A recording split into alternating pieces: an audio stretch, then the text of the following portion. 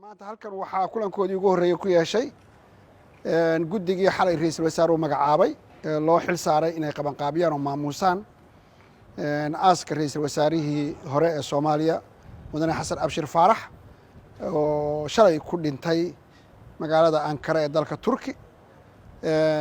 Ra'iisul wasaaraha waxaan leenahay Ilaahay naxariistii jannaha ka waraabiyo, qoyskii iyo ehelkii iyo qaraabadii iyo ummadda Soomaaliyeedna Ilaahay samir iyo iimaan ha ka siiyo.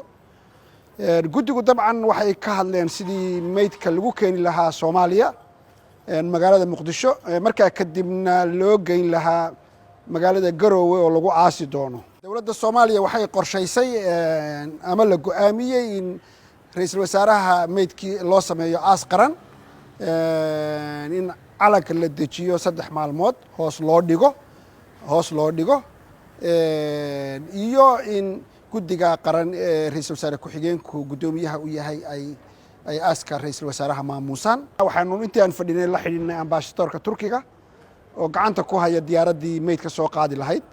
Halkanna waa looga diyaar garoobay insha Allahu tacaala in halkan aas qaran lagula tukado, kabacdina sida ehelkoodu ay jeclaysteen ama qoyska xasan abshir faarax ay jeclaysteen lagu aaso magaalada Garowe. Dowladdu waxay qorshaysay in halkan aas qaran loogu sameeyo oo lagu aaso, laakiin qoyska ayaa sidaas jeclaystay, annakuna sidii baanu u aqbalnay.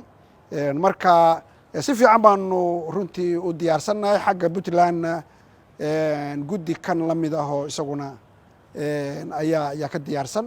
Marka waxaan rajaynaynaa meydku inuu markaanu helno maanta reportka ambassadorka in ama berri most probably inuu berri yimaado ama saa dambe yimaado, labadaa maalmood mid ka mida.